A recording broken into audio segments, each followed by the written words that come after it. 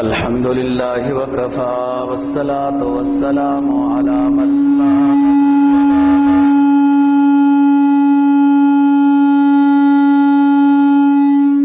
وعلى آله وأصحابه الذين أوفوا عهدا الذين هم خلاصة العرب العرباء وخير الخلائق بعد الأنبياء أما بعد فأعوذ بالله من الشيطان الرجيم بسم الله الرحمن الرحيم وجاوزنا ببني إسرائيل البحر فأتوا على قوم يعكفون على أصنام لهم قالوا يا موسى اجعل لنا آلهة كما لهم آلهة قال إنكم قوم تجهلون قال النبي صلى الله عليه وسلم خيركم من طال عمره وحسن عمله صدق الله العظيم وصدق رسوله النبي الأمي الكريم ونحن على ذلك لمن الشاهدين والشاكرين والحمد لله رب العالمين۔ سورہ اعراف کی ایک آیت کریمہ اور جناب نبی پاک صلی اللہ علیہ وسلم کا ایک ارشاد تلاوت کیا ہے، جس کا مفہوم یہ ہے کہ ہم نے بنی اسرائیل کو نجات دی، دریا سے، اس بحر قلزم سے خیر و عافیت کے ساتھ پار کنارے لگا دیا، تو ان کا گزر ہوا ایک ایسی قوم سے فَأَتَوْا عَلَىٰ قَوْمٍ يَعْكُفُونَ عَلَىٰ أَصْنَامٍ لَهُمْ۔ بنی اسرائیل کا ایک ایسے علاقے سے گزر ہوا کہ وہ بتوں کی عبادت کرتے تھے، ان کے ارد گرد بیٹھتے تھے، ان کے ارد گرد چکر لگاتے تھے، اعتکاف کرتے تھے۔ تو یہ کہنے لگے قالوا یا موسیٰ اجعل لنا آلہۃ کما لہم آلہۃ، ہمارے لیے بھی اس طرح کا معبود ہونا چاہیے جیسے اس قوم کا معبود ہے یہ بت وغیرہ۔ موسیٰ علیہ السلام نے ان کو فرمایا قال انکم قوم تجہلون،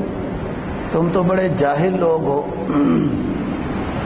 دیکھتے نہیں ہو ابھی بت پرستوں پر، مشرکوں پر کیسا عذاب آیا اور وہ تباہ ہو گئے، اور تم پھر شرک کی طرف میل ہو رہے ہو۔ قال ان هؤلاء متبر ما كانوا يعملون، ہلاکت ہے تمہارے لیے، کیسی بات کرتے ہو۔ جناب نبی پاک صلی اللہ علیہ وسلم کے ارشاد کا مفہوم یہ ہے خیرکم من طال عمره وحسن عمله، تم میں سے بہترین شخص وہ ہے کہ جس کی عمر لمبی ہو اور اس لمبی عمر میں وہ اچھے اعمال بجا لا رہا ہو، تو یہ تم میں سے بہترین شخص ہے۔ بات ہو رہی تھی کہ اللہ رب العزت نے حضرت موسیٰ علیہ السلام کو بحر قلزم سے نجات دی اور فرعون اور اس کے پوری فوج کو غرق کر دیا۔ یہ 12 خاندان تھے، یعقوب علیہ السلام کے 12 بیٹوں سے،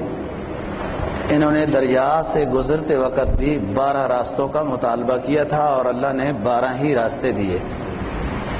اس کو دریائے نیل بھی کہہ دیا جاتا ہے، اصل میں بحر قلزم کی شاخ ہے دریائے نیل،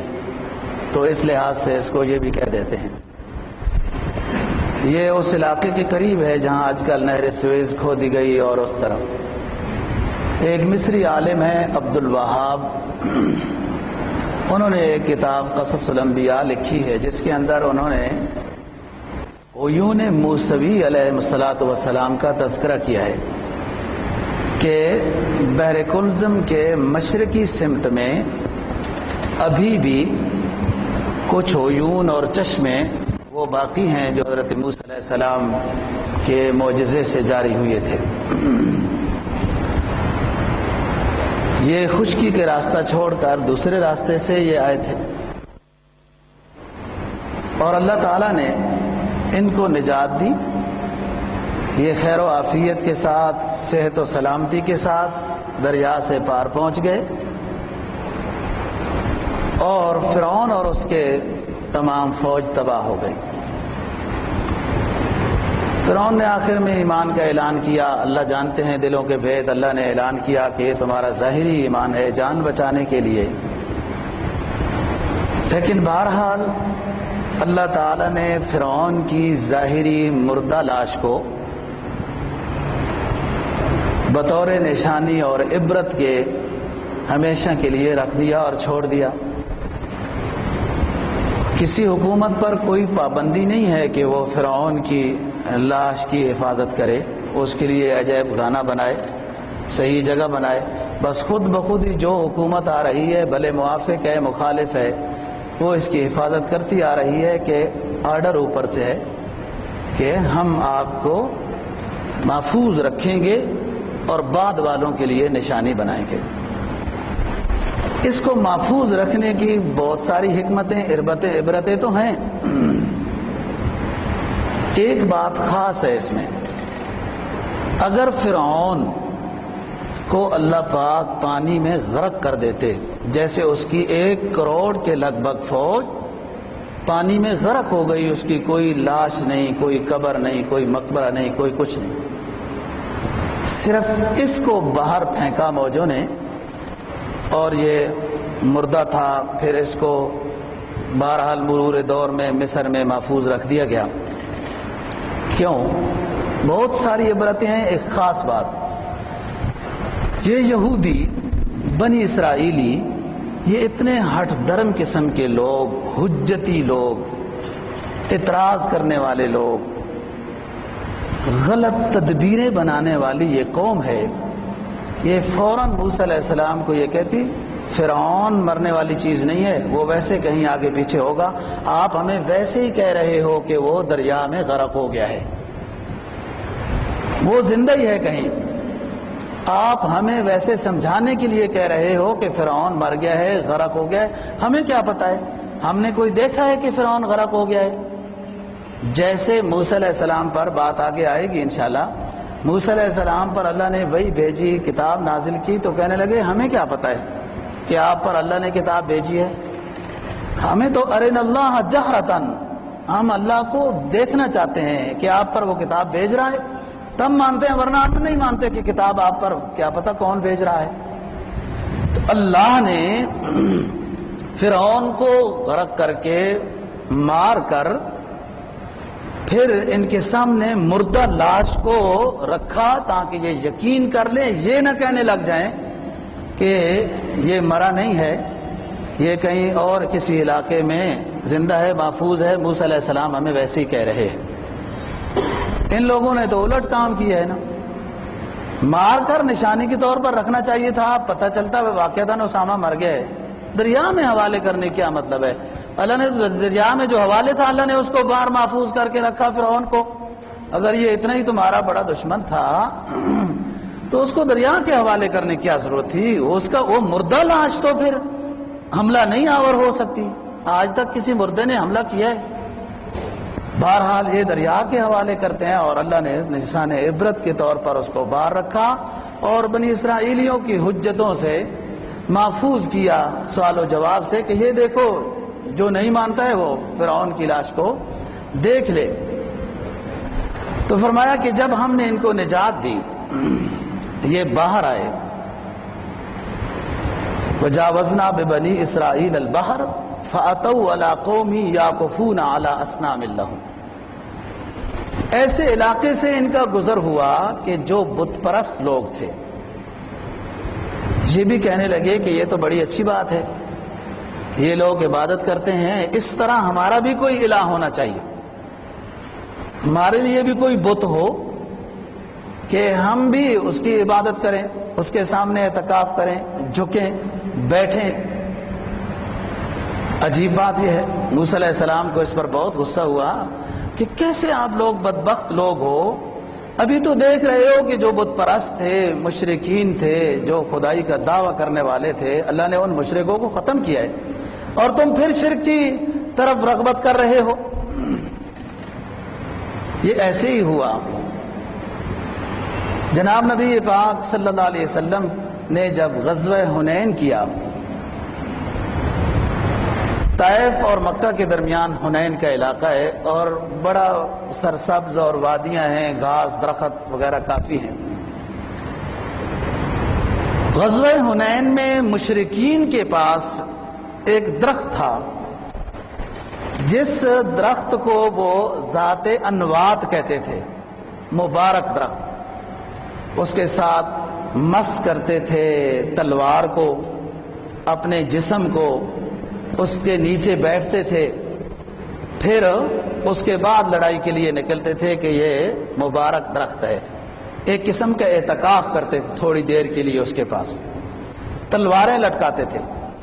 اس کو کہتے تھے ذات انوات، خوش قسمتی لانے والا، بھلائی اور بہتری کی طرف لے جانے والا۔ کچھ لوگ جو نو مسلم تھے وہ غزوہ حنین کے وقت جناب نبی پاک صلی اللہ علیہ وسلم کے سامنے لا علمی کے طور پر یہ کہنے لگے کہ حضرت ہمارے مقابل کے پاس بھی ایک درخت ہے جو اس کے ارد گرد وہ بیٹھتے ہیں، برکت حاصل کرتے ہیں، ہمارے لیے بھی آپ کوئی درخت تجویز فرما دیں، ہم بھی اس کے ارد گرد بیٹھیں گے، تلوار لٹکائیں گے، برکت حاصل کریں گے۔ آپ صلی اللہ علیہ وسلم سخت ناراض ہوئے کہ کیسی بات کی درخواست کرتے ہو، تم تو بعینی ہی وہی بات کر رہے ہو جیسے کہ موسیٰ علیہ السلام کو اللہ نے نجات دی اور وہ باہر آئے تو ایک قوم سے گزر ہوا، وہ بت پرست تھی، تو بنی اسرائیلی یہ کہنے لگے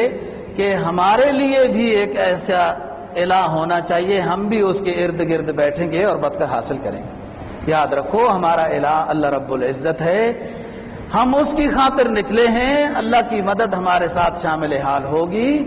اس طرح درختوں کو متبرک بنانا، جھنڈیاں لگانا، یہ شرک ہے، اور اس سے تو میں بچانے کے لیے آیا ہوں اور تم اس طرح کی ترغیب کی بات کر رہے ہو۔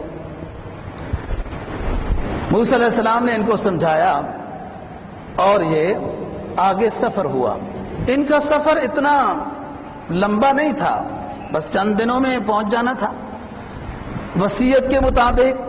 حضرت یوسف علیہ السلام کا تابوت مبارک بھی ان کے ساتھ ہی تھا،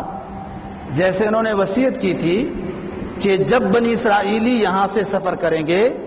اور فلسطین کی طرف جائیں گے تو میرے تابوت کو وہ یہاں سے نکال کر لے جا کر میرے والد اور دادا کے ساتھ مجھے دفن کر دینا۔ تو ان کے ساتھ حضرت یوسف علیہ السلام کا تابوت بھی تھا، لیکن انہوں نے حضرت موسیٰ علیہ السلام کی بات نہ ماننے کی ترتیب یہاں سے شروع کر دی۔ جب تک فرعون کے قبضے میں تھے، غلامی میں تھے، خدمت میں تھے، تو موسیٰ علیہ السلام کی کسی حد تک بات مان رہے تھے۔ جب نجات ہو گئی، دریا سے پار ہو گئے، اب یقین بھی ہو گیا کہ فرعون اور وہ سب غرق ہو چکے ہیں، ہمیں کوئی کچھ بھی نہیں کہہ سکتا، تو یہاں سے موسیٰ علیہ السلام کے ساتھ بے ادبی کی باتیں، ہیلے کی باتیں اس طرح کرنے لگ گئے تھے، جو موسیٰ علیہ السلام ان کو سمجھاتے رہے اور نعمتیں یاد دلاتے رہے۔ سب سے بڑی نعمت ان کو یاد دلائی کہ غور و فکر کرو، اللہ تعالیٰ نے تمہیں ایک ظالم قوم سے نجات دی ہے، اور ایسی نجات دی ہے کہ ہمیشہ کے لیے اس کو ختم کر دیا ہے۔ جب دریا سے گزر رہے تھے تو یوں کہ موسیٰ علیہ السلام نے جب ہدایت دی کہ شکر کے ساتھ گزرو، تو یہ کہتے تھے کہ ہم اس ذات کا شکر ادا کرتے ہیں جس نے ہمیں ظالم اور جابر سے نجات دی ہے اور ہمیں محفوظ طریقے سے آباد کیا ہے، ان کو غرق آب کیا ہے۔ یہ اشعار پڑھ کے عربی میں اس طریقے سے یہ دریا سے پار ہوئے، لیکن جب انہیں اطمینان ہو گیا کہ اب کوئی کچھ نہیں ہو سکتا، تو پیغمبر کی معیت کو بھی ایک عام چیز سمجھا ہے کہ جب نبی پاک انبیاء علیہ السلام حضرت موسیٰ علیہ السلام ساتھ ہیں تو قدر کرنی ہے کہ انہی کی برکت سے تو اللہ نے نجات دی ہے، اور جب اتنی بڑی نجات ہو تو اتنا زیادہ انسان کو شکر بجا لانا چاہیے۔ فرمایا وَإِذْ قَالَ مُوسَىٰ لِقَوْمِهِ يَا قَوْمِ اذْكُرُوا نِعْمَتَ اللَّهِ عَلَيْكُمْ إِذْ جَعَلَ فِيكُمْ أَنْبِيَاءَ وَجَعَلَكُمْ مُلُوكًا وَآتَاكُمْ مَا لَمْ يُؤْتِ أَحَدًا مِّنَ الْعَالَمِينَ کہ اللہ کی نعمتیں یاد کرو، کس طریقے سے اللہ نے تمہیں نجات دی اور ایک قدرت دکھائی کہ ایک خدمت کے گروہ سے نکال کر تمہیں ایک حاکم کے بادشاہ کے گروہ میں لایا۔ وَنُرِيدُ أَن نَّمُنَّ عَلَى الَّذِينَ اسْتُضْعِفُوا فِي الْأَرْضِ وَنَجْعَلَهُمْ أَئِمَّةً وَنَجْعَلَهُمُ الْوَارِثِينَ۔ اللہ پاک فرماتے ہیں ہم نے چاہا کہ بنی اسرائیلیوں پر احسان کریں، عَلَى الَّذِينَ اسْتُضْعِفُوا فِي الْأَرْضِ جو زمین میں اب تک تو پس رہے تھے، وَنَجْعَلَهُمْ أَئِمَّةً وَنَجْعَلَهُمُ الْوَارِثِينَ ہم ان کو امام بنائیں اور اس علاقے کا ان کو وارث بنا دیں۔ چنانچہ ایک دور کے بعد پھر آ کے یہ مصر کے حکمران بن گئے اور وارث ہو گئے۔ اصل وارث تو اللہ پاک ہے، یہ ساری کائنات اسی کے قبضے میں ہے۔ چاہے تو ایک غلام کو جو آج تک غلامی میں پس رہے تھے ان کو بادشاہ بنا دے، اور چاہے تو مخالف کو لا کر بادشاہ بنا دے۔ مالک الملک تو تل ملک من تشاء ہے۔ تو موسیٰ علیہ السلام نے ان کو سمجھایا کہ ایسی شرک کی بات نہ کرو، اللہ کی بات کو مانو۔ کہا ہمارے لیے اللہ نے کوئی ہدایت نہیں بھیجی،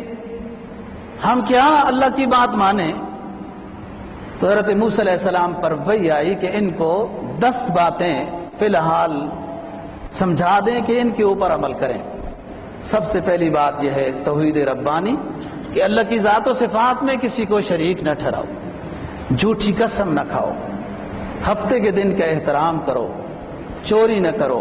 زنا نہ کرو، والدین کا احترام کرو، پڑوسی کا خیال کرو، سچی گواہی دو، ان چیزوں کا خیال رکھو۔ یہ تمہارے اوپر یہ فی الحال یہ ہدایات ہیں، ان پر عمل کرو۔ پھر آگے سفر ہوا ان کا، اور یہ سفر میں نے بتایا ہے کہ ان کا کچھ عرصے کا ہی ہونا تھا کہ انہیں فلسطین اور شام میں داخل ہو جانا تھا۔ حضرت موسیٰ علیہ السلام نے ان کو نعمت یاد دہانی کرائی اور فرمایا یا قوم ادخلوا الارض المقدسۃ التي كتب اللہ لکم ولا ترتدوا على ادبارکم فتنقلبوا خاسرین۔ یا قوم ادخلوا الارض المقدسۃ التي كتب اللہ لکم ولا ترتدوا على ادبارکم فتنقلبوا خاسرین۔ بہت بڑی بشارت ہے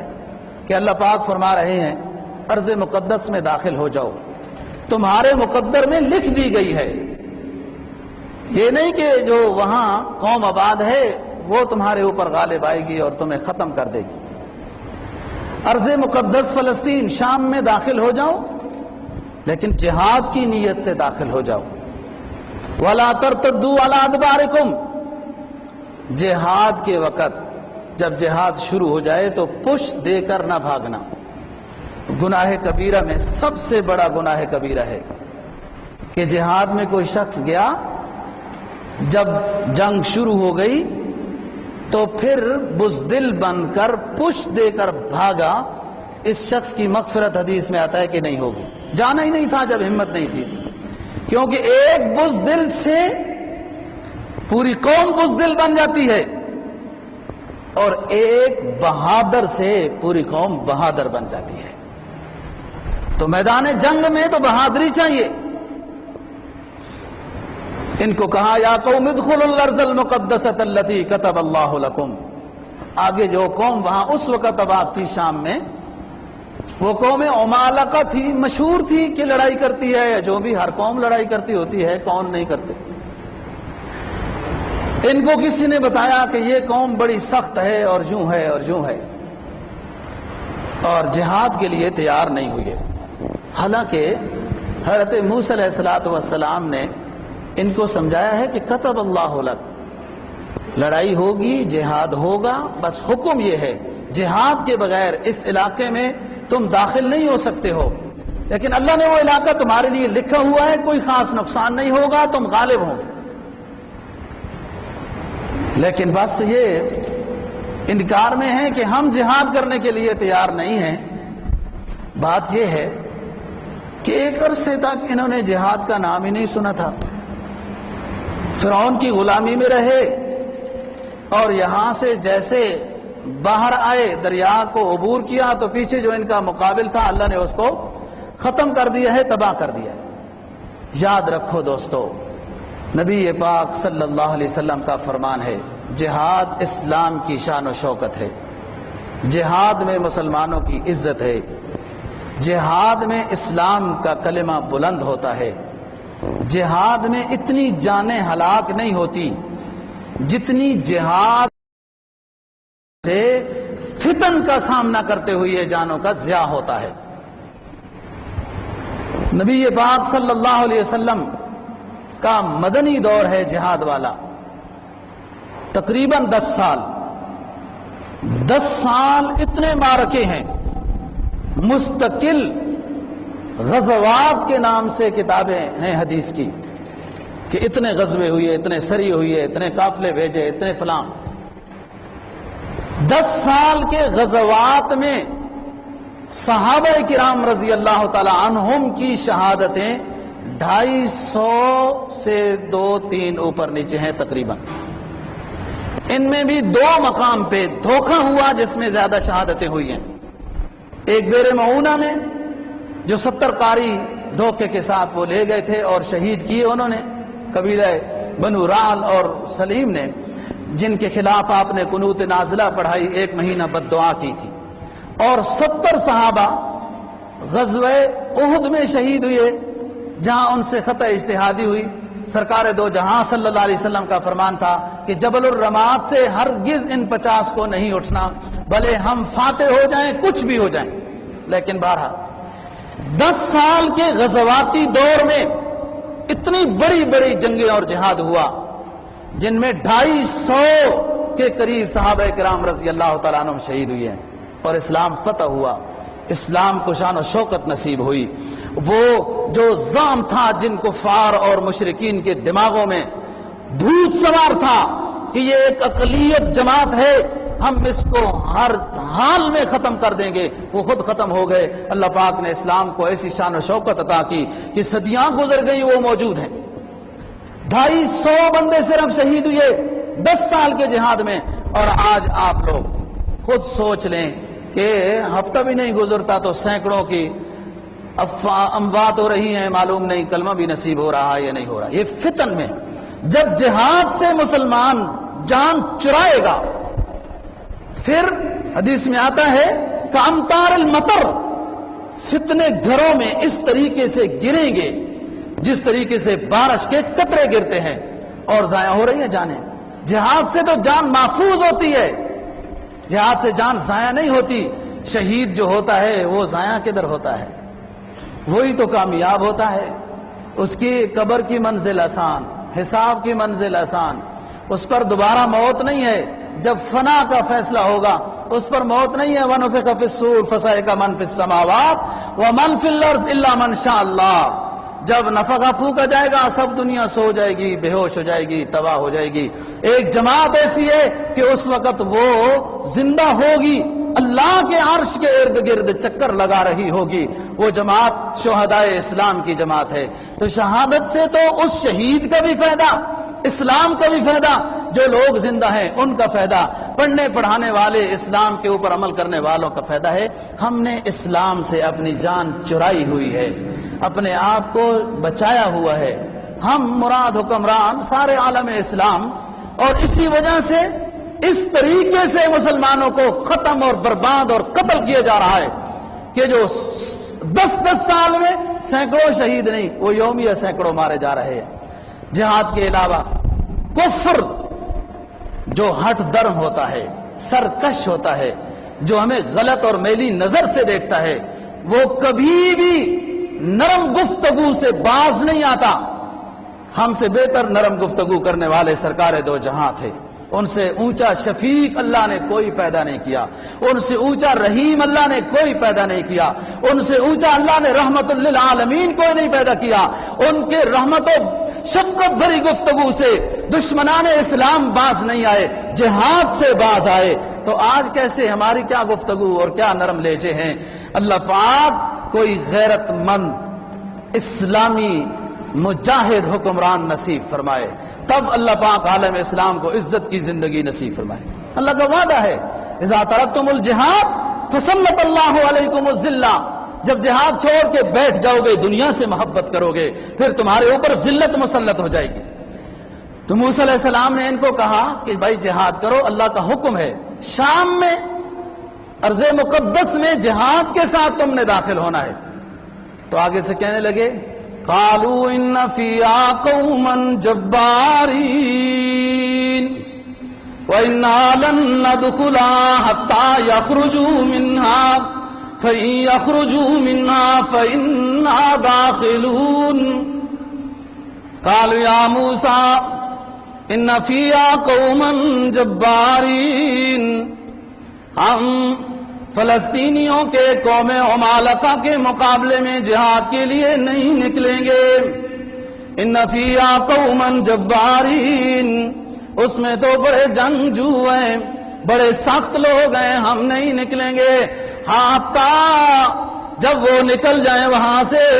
اور اعلان ہو جائے کہ انہوں نے خالی کر دیا اپنا علاقہ، فَإِنَّا دَاخِلُونَ، پھر ہم داخل ہو جائیں گے۔ سمجھایا بھئی یہ کوئی جہاد ہوتا ہے کہ آپ آ رہے ہو اور آپ کے استقبال کے طور پر وہ سارا اپنا شہر ہی چھوڑ کے چلے جائیں۔ ان فیہا قوما جبارین وَإِنَّا لَن نَّدْخُلَهَا حَتَّى يَخْرُجُوا مِنْهَا، ہم ہرگز داخل نہیں ہوں گے اس شہر میں یہاں تک کہ وہ نکل جائیں۔ فَإِن يَخْرُجُوا مِنْهَا فَإِنَّا دَاخِلُونَ، اگر وہ نکل گئے اور ہمیں یقین ہو گیا پھر ہم اس علاقے میں نکلیں گے، ورنہ ادھر ہی رہیں۔ قال رجلان من الذين يخافون انعم الله عليهم ادخلوا عليهم الباب فاذا دخلتموه فانكم غالبون وعلى الله توکلوا، دو آدمی جن پر اللہ نے انعام کیا، اس وقت وہ پیغمبر نہیں تھے، ایک یوشع بن نون، ایک کالب بن یوحنا، یہ دو اللہ والے، حضرت موسیٰ علیہ السلام، حضرت ہارون علیہ السلام کے علاوہ یہ دو اچھے آدمی تھے اس پوری جماعت میں۔ انہوں نے کہا خدا کا خوف کرو، اللہ کا پیغمبر کہہ رہا ہے فتح تمہارے مقدر میں لکھ دی گئی ہے، جہاد کی نیت سے اس میں داخل ہو جاؤ، غالب ہو جاؤ گے۔ وعلی اللہ فتوکلوا ان کنتم مؤمنین، اللہ پر بھروسہ کرو، جب تم ایمان رکھتے ہو تو نکلو، آگے جاؤ۔ پھر کہنے لگے کہ ہم ہرگز نہیں اس میں جائیں گے، ما داموا فیہا، جب تک کہ وہ قوم اس کے اندر رہے گی ہم نہیں جائیں گے۔ اور بے ادبی کی حد کر دی، کہنے لگے آپ کو جہاد کا اتنا شوق ہے، فَاذْهَبْ أَنْتَ وَرَبُّكَ فَقَاتِلَا إِنَّا هَؤُنَا قَاعِدُونَ، اے موسیٰ آپ کو جہاد کا اتنا ہی شوق ہے، آپ جاؤ جہاد کرو، جو آپ کے ساتھ ہیں یہ جائیں، آپ جائیں جہاد کریں، ہم یہاں بیٹھ کر دیکھتے ہیں کہ تم جہاد کیسے کرتے ہو اور اللہ کی مدد کیسے آتی ہے۔ بہت بڑی بے ادبی کی ہے۔ رسول اکرم صلی اللہ علیہ وسلم غزوہ بدر کے موقع پر بہت پریشان ہوئے ہیں۔ ہر غزوہ ہی پریشانی کا سبب ہوتا ہے، لڑائی کوئی اچھی چیز نہیں ہے، اور ایک عرصے تک لوگوں کو دعوت دی جاتی رہی اصلاح کی، خیر کی، لیکن جب آپ مدینہ میں مقیم ہو گئے، آپ کا تو کوئی ارادہ مکہ والوں کے اوپر حملہ کرنے کا نہیں تھا، لیکن جب مکہ والوں نے یہ مشورہ کیا کہ ان کو مدینے میں ہی نہیں رہنے دیں گے، ان کو وہاں بھی ختم کر دیں گے، یہ وہاں جا کے قوت بن جائیں گے، لوگوں کو ملا دیں گے، ان کے پاس معلوم نہیں کیسی تاثیر ہے کہ لوگ ان کے قریب ہوتے جا رہے ہیں، اور بدبختو تم کیوں نہیں قریب ہوتے ہو، اتنا تو سمجھتے ہو کہ ان کے پاس کوئی تاثیر ہے کہ لوگ جمع ہو رہے ہیں۔ جب آپ کو ختم کرنے کے لیے اسلحہ کا پروگرام بنایا، تجارت میں نیتیں کی کہ جتنا نفع ہوگا ہم اس میں خرچ کریں گے، سن 2 ہجری میں غزوہ بدر وجود میں آیا، اور یہ وہ غزوہ ہے دوستو کہ جو یوم الفرقان جس کو قرآن نے کہا کہ حق و باطل کے مابین فرق کر دینے والا غزوہ ہے، اسلام اور کفر کو جدا کر دینے والا غزوہ ہے، اور کفر کی کمر توڑ دینے والا غزوہ تھا، جو کافروں کے دماغوں میں ایک بھوت سوار تھا کہ یہ کیا چیز ہوتے ہیں، ہم تعداد میں زیادہ، اسلحہ میں زیادہ، ہم جنگجو ہیں، ہر حال میں ان کو ختم کریں گے، وہ سارے ان کے یہ آرزوئیں نیست و نابود ہو گئیں۔ لیکن آپ پریشان اس غزوے میں بہت ہوئے ہیں، کیونکہ ابھی تو مدینہ میں آئے، 1.5 سال بھی نہیں ہوا، اور غربت کا یہ عالم ہے، غربت کا یہ عالم ہے کہ صحابہ کرام رضی اللہ تعالیٰ عنہ کے پاس پورا لباس بھی نہیں ہے، اسلحہ تو دور کی بات ہے۔ غزوہ بدر میں جو 313 شریک ہوئے، ان میں بعض صحابہ کرام رضی اللہ تعالیٰ عنہم کے پاس 2 چادریں بھی نہیں تھی، ایک چادر میں تھے، اور یہ اعلان ایک فضیلت والا اعلان تھا، جس کا دل چاہتا ہے ہمارے ساتھ غزوہ بدر میں شریک ہو جائے۔ آرڈر امر کی شکل میں نہیں تھا، ترغیب میں تھا، لیکن امتحان تھا۔ بعض دفعہ ایک چیز جو فرض اور واجب نہیں ہوتی، لیکن اس کو بجا لایا جائے تو فرض اور واجب سے بھی ثواب زیادہ ہو جاتا ہے۔ بعض رات نے تہجد لکھی ہے وغیرہ، فرائض تو اپنی جگہ پر ادا کرنے ہیں، لیکن جو شریک ہوئے غزوہ بدر میں صحابہ کرام رضی اللہ تعالیٰ عنہ، ان کی فضیلت جناب نبی پاک صلی اللہ علیہ وسلم نے فرمائی کہ غزوہ بدر کے صحابہ جو شریک ہیں، دخول جنت کے لیے ان کے واسطے کوئی چیز رکاوٹ نہیں ہے، بھلے ان سے بعد میں کوئی غلطی بھی ہو جائے پھر بھی یہ جنتی ہیں۔ یہ فضیلت بیان ہو گئی، اور حکم جو تھا، اعلان جو تھا، وہ ایک ترغیبی اعلان تھا، جس کا دل چاہتا ہے ہمارے ساتھ غزوہ بدر میں شریک ہو جائے۔ تو کئی لوگ نہیں بھی ہوئے کہ فرض نہیں ہے، لگتا ہے کہ اتنا سخت جہاد نہیں ہوگا، لیکن 313 اس میں شریک ہو گئے، جن میں وہ 2 لڑکے بھی جنہوں نے زبردستی اجازت چاہی تھی۔ جب آپ اس معرکے میں، اس میدان میں پہنچے ہیں، آپ نے لمبی دعا کی ہے، اور رو رو کے دعا کی ہے، رو رو کے دعا۔ یہ وہی مقام ہے جس پر آپ کے لیے ایک چھپر کا خیمہ بنایا گیا تھا، جیسے وہ تنکوں کا وغیرہ کچھ جھاڑیوں کا بنایا جاتا ہے، اس کو عربی میں عریشہ کہتے ہیں۔ آج اسی مقام پر غزوہ بدر جہاں ہوا، جہاں رسول پاک صلی اللہ علیہ وسلم کا وہ خیمہ چھپر کا لگایا گیا تھا، اسی مقام پہ آج بہت خوبصورت مسجد اس سعودی حکومت نے بنائی ہے۔ اس مسجد کا نام مسجد عریشہ ہے۔ لمبی دعا ہے، اور حضرت ابوبکر صدیق رضی اللہ تعالیٰ نے ہاتھ پکڑ کے آپ کو اٹھایا کہ اللہ کے رسول، آپ کو اللہ ناراض نہیں کرے گا، آپ کو اللہ خوش کرے گا، ہمیں فتح نصیب ہوگی۔ پھر آپ نے صحابہ کرام رضی اللہ تعالیٰ عنہ کے سامنے بیان کیا، تأثر لیا، واعظ و نصیحت کی، ترغیب دی، جہاد پر ابھارا، اور اللہ کے سامنے آپ یہ دعا کر رہے تھے بار بار، یا اللہ میری اتنے سالوں کی یہ پونجی ہے، یہ جماعت میں نے تیار کی ہے، اس کو ہلاک نہ کرنا، اس کو یہاں ہلاک نہ کرنا، ورنہ روئے زمین پر تیرا نام لینے والا کوئی نہیں رہے گا۔ یہ میری اتنے سالوں کی محنت ہے، اس کو محفوظ رکھنا، اس کی حفاظت کرنا، ہمیں فتح مبین نصیب فرمانا۔ اب یہ ساتھیوں کے سامنے آپ ترغیب دے رہے ہیں، سمجھا رہے ہیں، بات کر رہے ہیں کہ کس طرح جہاد کرو گے، جم کر لڑو گے، اسلام کی سربلندی کے لیے لڑو گے، یا بھاگ جاؤ گے،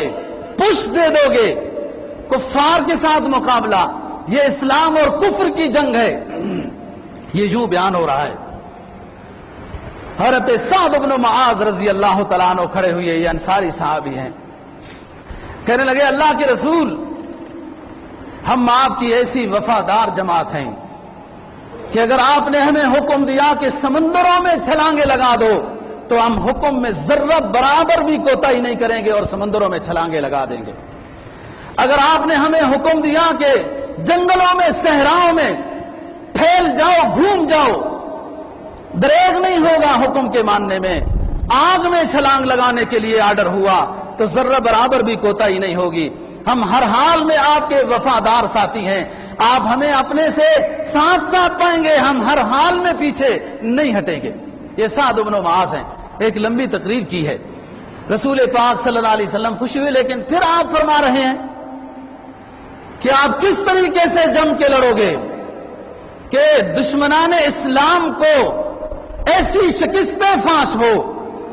کہ دنیا میں ایک اسلامی قوت رقم بن جائے، تم کس طرح قوت کے ساتھ لڑو گے؟ تو حضرت عبداللہ ابن مسعود رضی اللہ تعالیٰ عنہ مشہور صحابی ہیں، کہنے لگے مجھے حضرت مقداد بن اسود رضی اللہ تعالیٰ عنہ کا جو مقام ہے وہ کبھی بھی نہیں بھول سکتا ہوں، اور پوری دنیا کی نعمتیں اللہ پاک نے جو ہمیں عطا کی ہیں، پڑھنے کی، پڑھانے کی، جہاد کی، دیدار رسول کی، نبی کی اتباع کی، ہر طرح کی ریاضت، مجاہدے، ذکر و اذکار، تلاوت، تہجد، جتنی اللہ نے نیکیوں کی نسبت سے اللہ نے ہمیں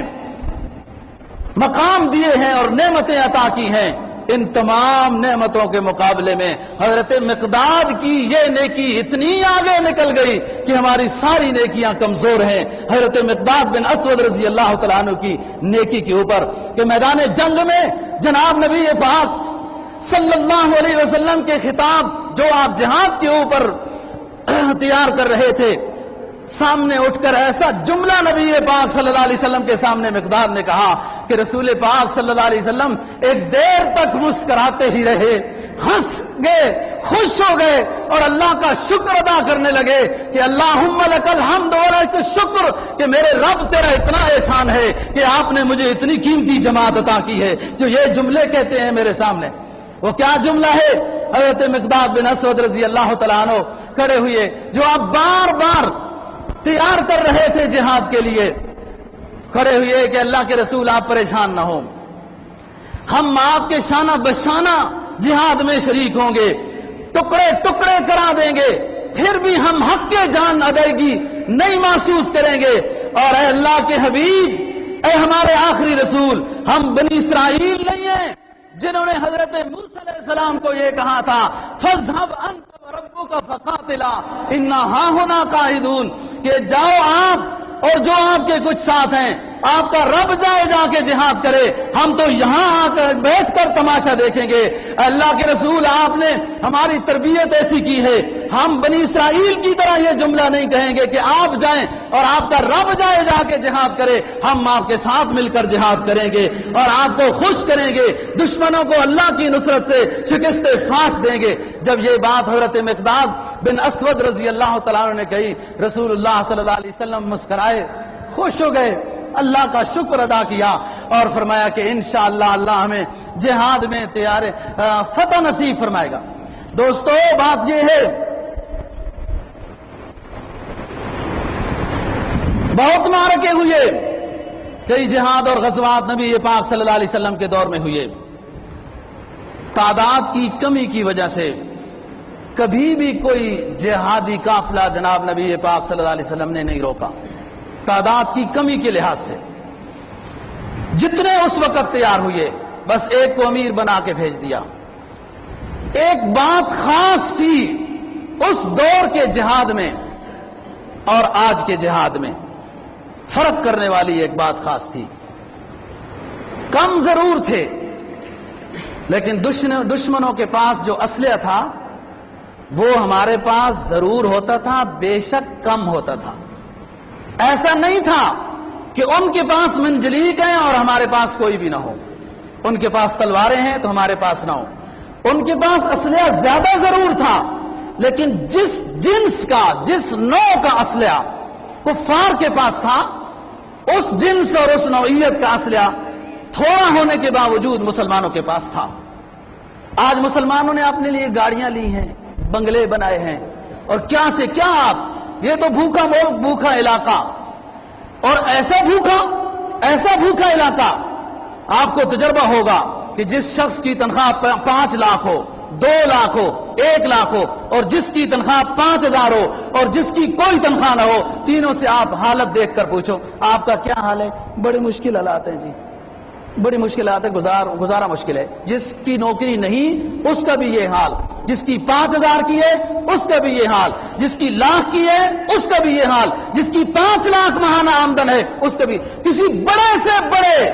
کاروباری شخص سے آپ ملاقات کر لیں جس کی یومیہ لاکھوں میں آمدن ہے، آپ اس سے حال پوچھیں آپ کا کیا حال احوال ہے، تو کہ کوئی حالت نہیں ہے جی، حالات خراب ہی ہے۔ اس لیے کہ ساری غربت، گھٹی غربت، ماحول غربت، میں اپنی بات نہیں کرتا ہوں، عالم اسلام کے بڑے بڑے شیوخ جو بہت مالدار ہیں لیکن انہیں کوئی فکر نہیں ہے کہ ہم مسلمان ہیں، اسلام کے لیے ہم نے کیا کام کیا ہے۔ ہر مسلمان کی ذمہ یہ لازم ہے وہ یہ سوچے کہ میں آخری حبیب کا امتی ہوں، میں نے اسلام کی خدمت کے لیے کیا کام کیا ہے۔ اپنی خدمت تو کی ہے، اپنے جسم کی ہے، گھر کی ہے، کسی اور جگہ کی ہے، فیکٹری کو صاف کیا ہے، اسلام کی سربلندی کے لیے مسلمان نے کیا کام کیا ہے۔ دوستو جو پیپسی پیتے ہو اس کا بھی نفع یہود کو جا رہا ہے جو تمہارے خلاف استعمال ہو رہا ہے۔ جو غیر مسلموں کی چیزیں ہمارے ملک میں خصوصاً یہودی لابی کی آ رہی ہیں انہیں اس کا فائدہ ہو رہا ہے اور وہ ہمارے خلاف استعمال ہو رہی ہیں، یعنی وہ کافر ہو کر، وہ اللہ کے درگاہ سے رامدہ درگاہ ہو کر، ضربت علیہم الذلہ والمسکنہ ہو کر، وہ انبیاء کے قاتل ہو کر، جہنمی ہو کر، جن کی شریعت منسوخ ہو گئی، وہ منحوس لوگ جن پر لعنت کی گئی ہے اللہ اور اللہ کے حبیب نے، وہ اپنی اس منسوخ شدہ شریعت کو رواج دینے کے لیے اپنی پیپسی تک ادنا سے ادنا کاروباری چیز میں نفع رکھتے ہیں اور مسلمانوں کے خلاف استعمال کر رہے ہیں۔ مسلمان نے کیا کیا ہے؟ کوئی ایک اسلامی تشخص کی یادگار 64 سال میں پاکستانی دکھا دے کہ اسلام کی سربلندی کے لیے ایک کام کیا ہے اس نے جس میں اسلام کی شان و شوکت ہے۔ یہ تو اپنی جیب میں پیسہ ہو کر بھی اسلام کے اوپر لگانے کے بارے میں پھر بھی ڈرتے ہیں کہ کہیں امریکہ سیٹلائٹ کے ذریعے سے تو نہیں دیکھ رہا کہ یہ بندہ مدرسے کو پیسہ دے رہا ہے۔ یہ حالت ہو گئی ہماری۔ اس وقت کا جہاد اور آج کیوں بزدل ہو گیا مسلمان کہ اس نے وقت کے اسلحہ کے لحاظ سے کوئی محنت نہیں کی ہے، کوئی کوشش نہیں کی ہے، بس آئے دن یہ کہتے ہیں یہ طالب علموں کو کمپیوٹر کیوں نہیں سکھاتے ہو، ان کو انجینئر کیوں نہیں بناتے ہو، ان کو ڈاکٹر کیوں نہیں بناتے ہو، ان کو کیوں بھائی تمہیں یہ زیادہ کمزور نظر آتے ہیں، انہیں ڈاکٹر بننا چاہیے، انہیں اور دوائیاں کھلانی ہیں اور انہیں مضبوط کرنا ہے تو اور جہاد کریں گے، تمہارے لیے تو اور درد سر بنے گا۔ اور تم نے جو انجینئرنگ ہسپتال بنائے ڈاکٹروں کے لیے، بڑے بڑے کالج بنائے، فلاں ہوا، آج تک تو کوئی انجینئر ایسا نہیں تیار ہوا کہ دشمن کے مقابلے میں اسی طرح کا اسلحہ تیار کرتا اور دشمن جب میری نگاہ سے دیکھتا تو آگے اس کو جواب ملتا، سکون سے بیٹھتا۔ تو یہاں پر رسول پاک صلی اللہ علیہ وسلم خوش ہوئے ایک صحابی کی، ایک بندے کی بہادری کی بات سے نظام بدل جاتا ہے۔ کیا کہتا ہے اقبال مرحوم؟ کہتا ہے عقل ہو تیری سپر اور عشق و شمشیر تیری، عقل ہو تیری سپر اور عشق ہو شمشیر تیری، اے میرے درویش پھر خلافت و جہانگیر تیری، عقل سے دفاع کا کام لے، امام سرکار دو جہاں صلی اللہ علیہ وسلم کو بنانا ہے، امام اپنا اللہ کی وحی کو بنانا ہے، اللہ کی کتاب اور اللہ کے حبیب کو اپنا امام بنانا ہے، عقل ہو تیری سپر اور عشق ہو شمشیر تیری، جب مجاہدانہ حالت میں رہے گا، اعدوا لهم ما استطعتم من قوہ میں رہے گا، جہاد کے لیے تیاری کر کے رہے گا، عقل ہو تیری سپر اور عشق ہو شمشیر تیری، اے میرے درویش پھر خلافت و جہانگیر تیری، تو تلوار کو نمائش کے لیے جب لہرائے گا، جہادی ٹریننگ حاصل کرتے ہوئے تو دوسری دنیا میں اللہ کا دشمن ڈرے گا۔ عقل و تیری سپر اور عشق و شمشیر تیری،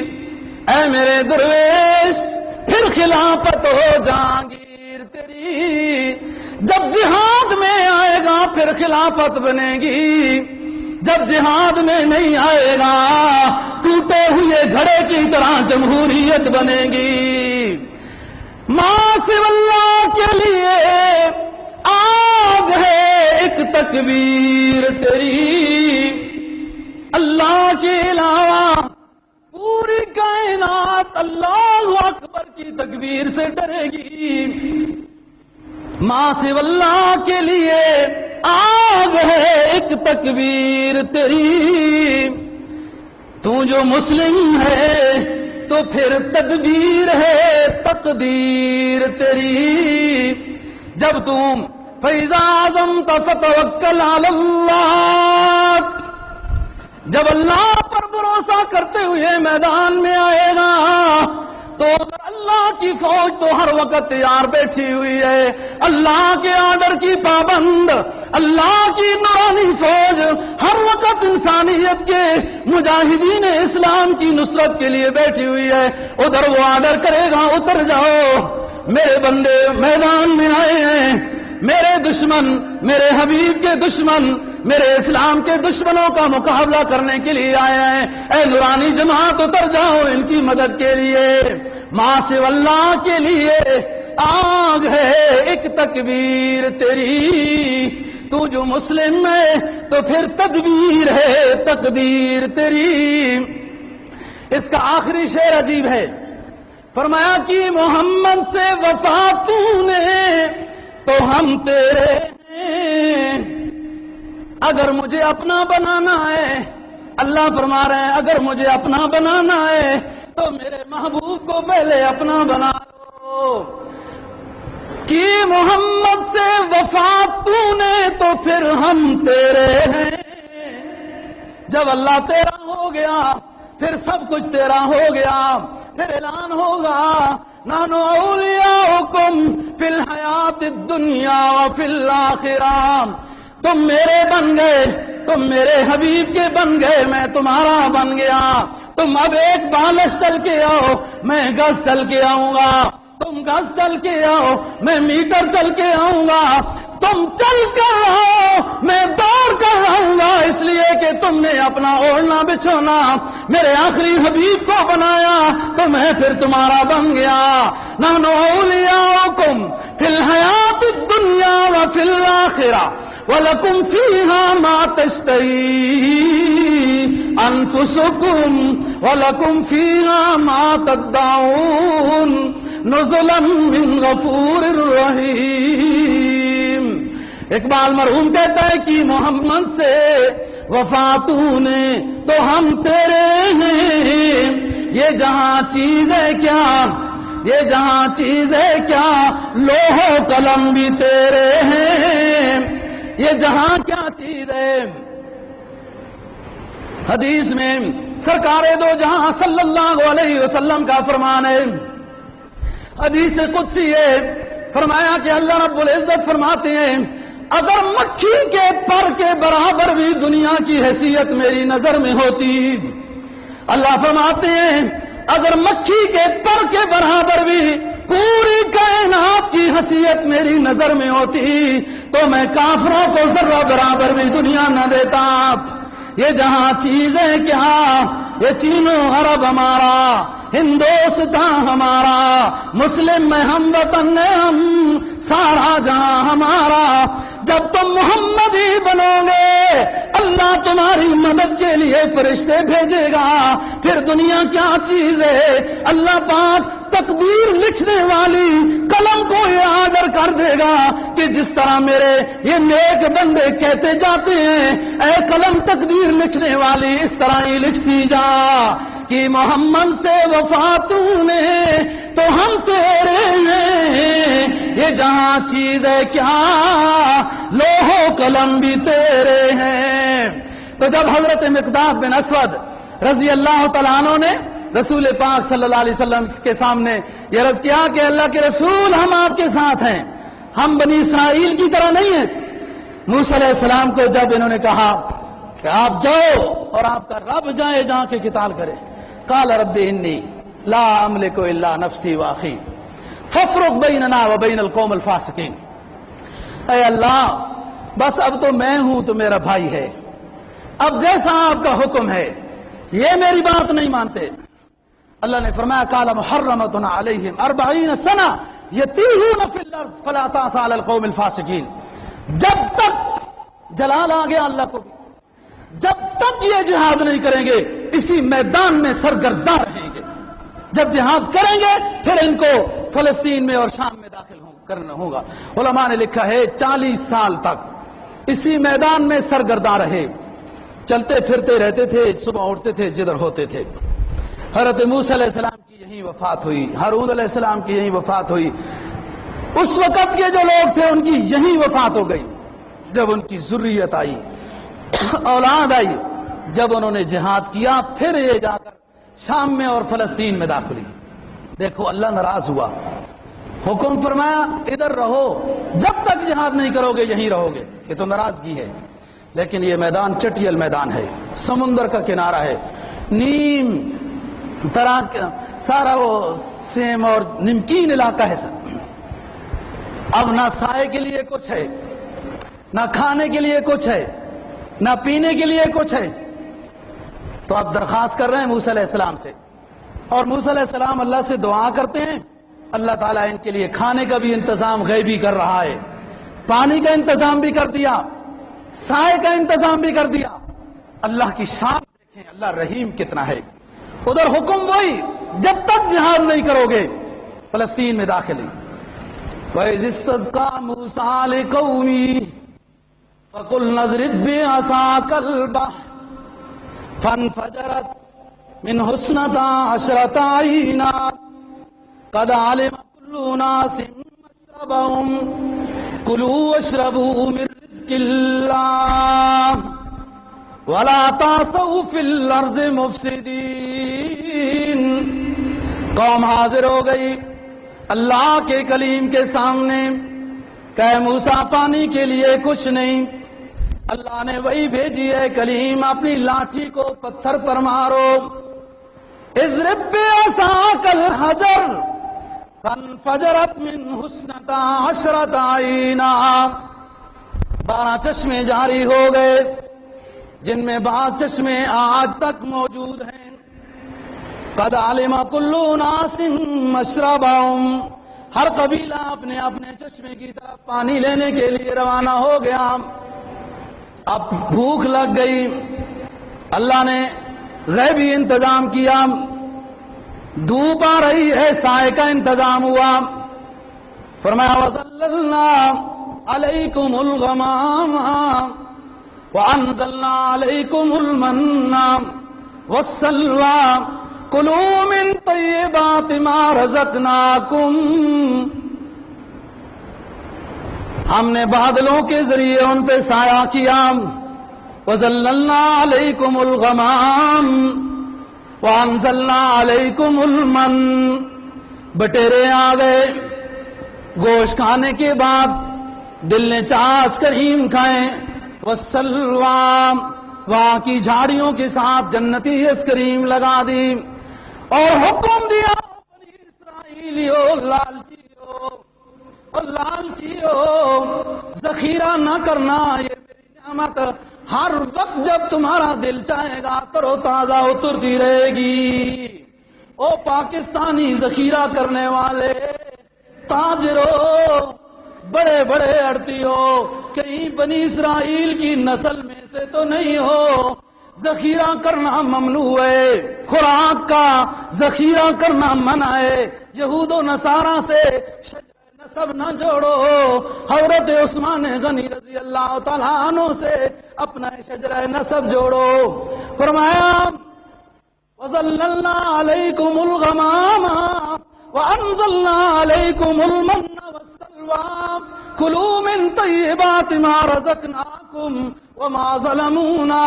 وَلَٰكِن كَانُوا أَنفُسَهُمْ يَظْلِمُونَ۔